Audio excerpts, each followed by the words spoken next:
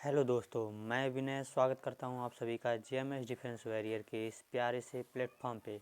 तो आशा करते हैं आप सभी स्वस्थ होंगे, मस्त होंगे और अपनी पढ़ाई में लगे हुए होंगे। तो आज हम पढ़ने वाले हैं कक्षा 12 भौतिक विज्ञान के बारे में। मैंने सिलेबस डिस्कशन किया था, जिसने भी सिलेबस नहीं देखा है वो देख सकता है।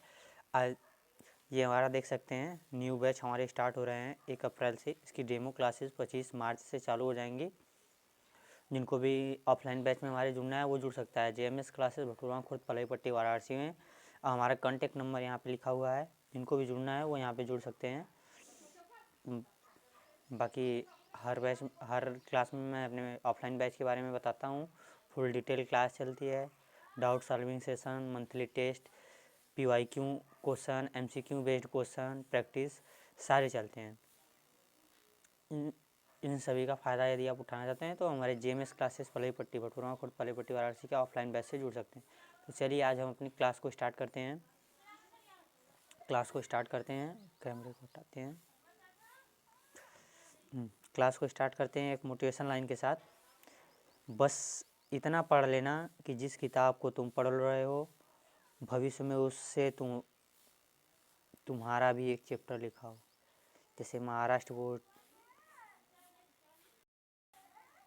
जैसे महाराष्ट्र बोर्ड में सचिन तेंदुलकर ने जिस स्कूल में पढ़ा था उसी स्कूल ने अपनी किताब में बुक सचिन तेंदुलकर का एक चैप्टर ही बनाकर डाल दिया। तो किताब को उस हिसाब से पढ़ो कि भविष्य में तुम्हारा भी एक चैप्टर उस किताब में हो। आगे क्लास को स्टार्ट करते हैं इसी मोटिवेशन लाइन के साथ। आज देखेंगे हम कक्षा 12 भौतिक विज्ञान के बारे में।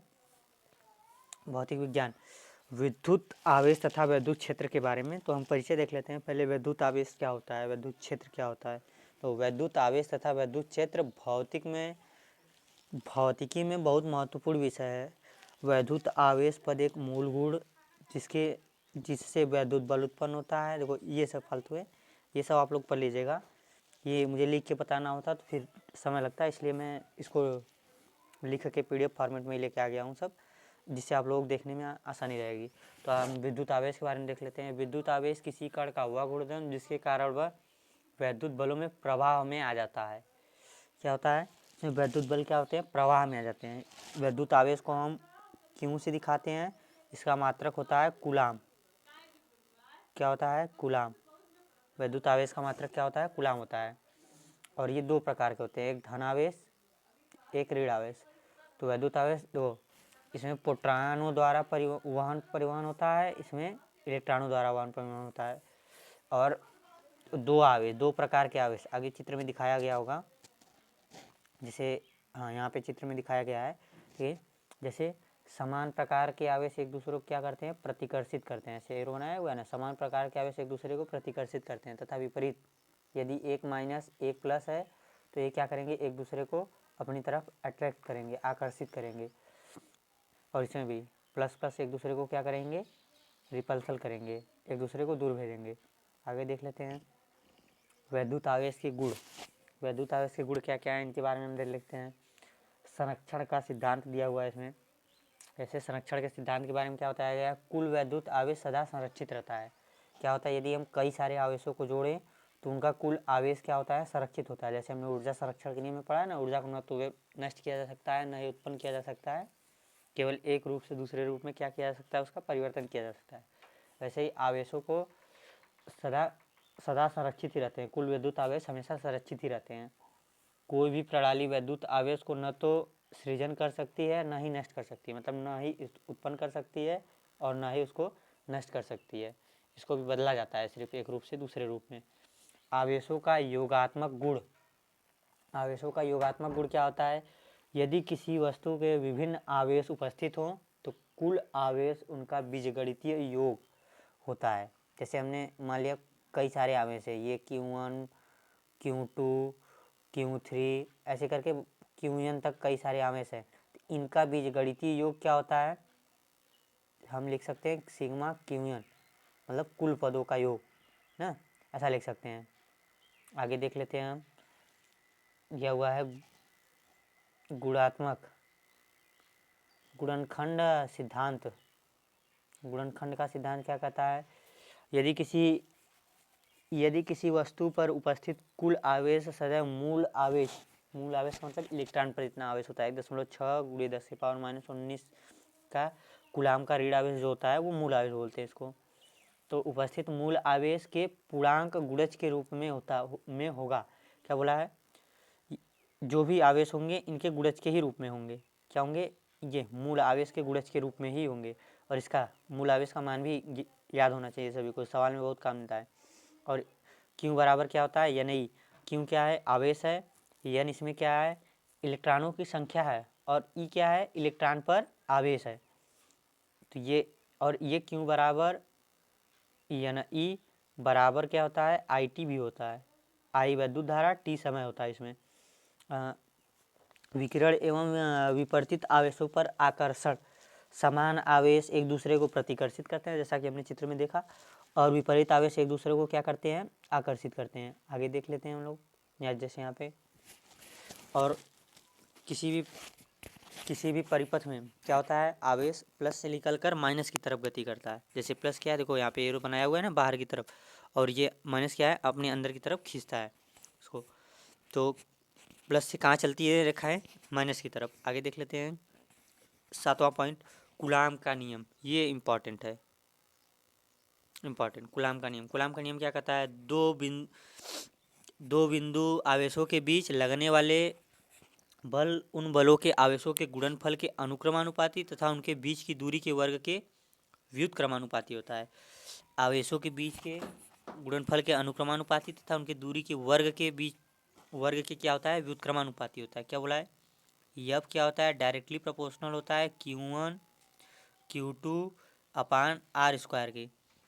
यदि हम ये प्रोपोर्शनल टू का साइन हटाते हैं तो क्या हो जाता है? F बराबर K Q1 Q2 अपान R²। जहाँ F बल है, Q1 Q2 दो आवेश हैं, R दोनों के बीच की दूरी है, और K क्या है? प्रत्यास्थता नियतांक, जिसका मान क्या होता है? 9.9 × 10⁻9 न्यूटन मीटर स्क्वायर प्रति कूलाम स्क्वायर होता है। ये K का मान याद रखिएगा, 9 × 10⁻9 न्यूटन मीटर स्क्वायर प्रति कूलाम स्क्वायर होता है। आगे देख लेते हैं हम, ये इंपॉर्टेंट है, इसको देखिएगा। जैसे हमने बता रहा था विद्युत क्षेत्र के बारे में, आगे इस चित्र को देखेंगे विद्युत क्षेत्र पे। पहले विद्युत क्षेत्र कूलाम बलों के गुण को देख लेते हैं पहले, वो विद्युत क्षेत्र वाला बाद में देखते हैं।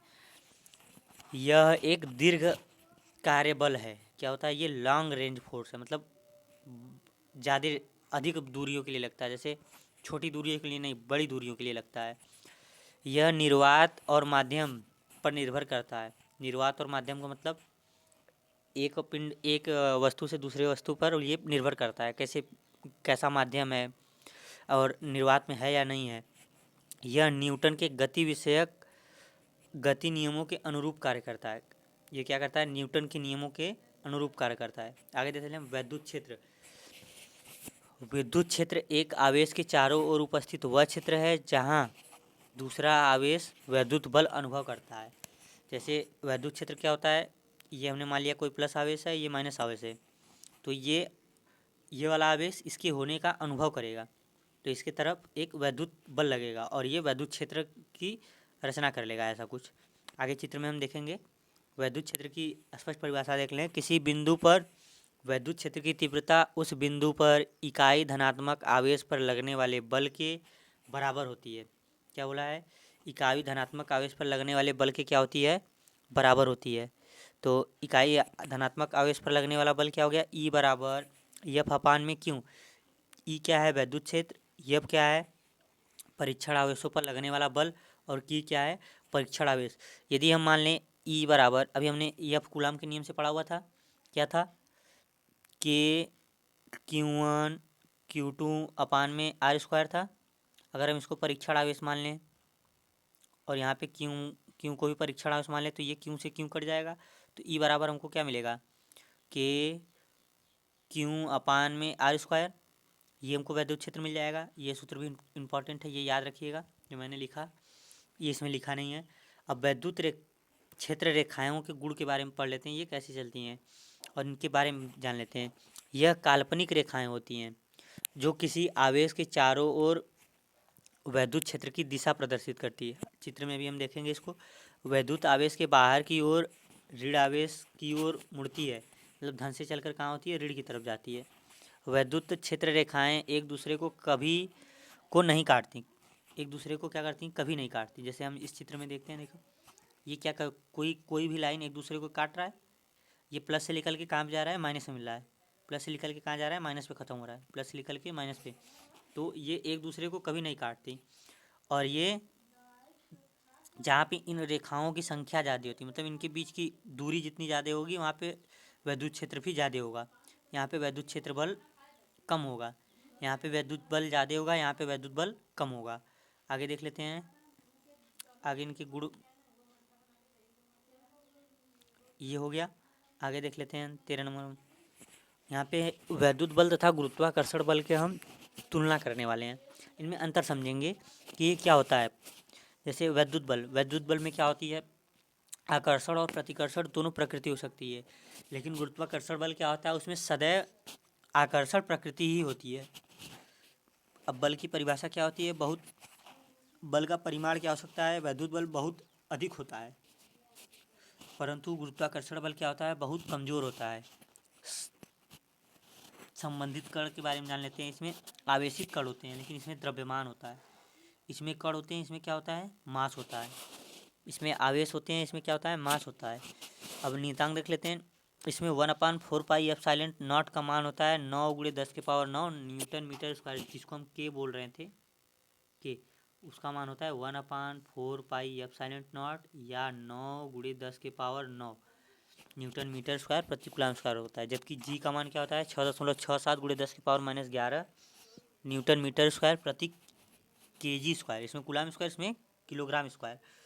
तो ये देखिएगा अंतर, ये क्या होता है, यह बराबर के Q1 Q2/r²। ये क्या होता है, F बराबर G M1 M2/r²।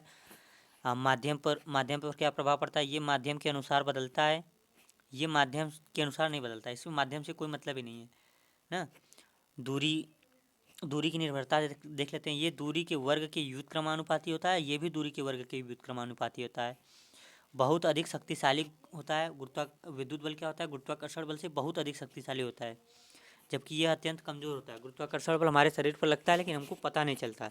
यदि हम किसी कटे हुए तार को छू लें तो हमको करंट मारेगा, झटका लगेगा, क्योंकि उसमें बल लग रहा है, अत्यधिक बल लगता है, जिसके कारण हमको झटका लगता है। तो गुरुत्वाकर्षण बल से ज़्यादा बढ़िया कौन होता है, वैद्युत बल।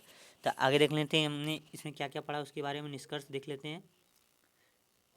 निष्कर्ष, वैद्युत बल गुरुत्वाकर्षण बल की तुलना में बहुत अधिक शक्तिशाली होता है। क्या होता है, गुरुत्वाकर्षण बल की तुलना में वैद्युत बल क्या होता है, बहुत अधिक शक्तिशाली होता है। उदाहरण के लिए इलेक्ट्रॉन और प्रोटॉनों के बीच की वैद्युत बल उनके गुरुत्वाकर्षण बलों के 10⁻36 गुना अधिक होता है। गुरुत्वाकर्षण बल 1 तो ये 10⁻36 इतनी गुना अधिक होता है। वैद्युत बल 2 प्रकार के हो सकते हैं, जबकि गुरुत्वाकर्षण बल केवल आकर्षण प्रकृति का ही होता है। ये सब हमने ऊपर डिस्कशन कर लिया, ये सिर्फ निष्कर्ष निकाल के लिखा हुआ है।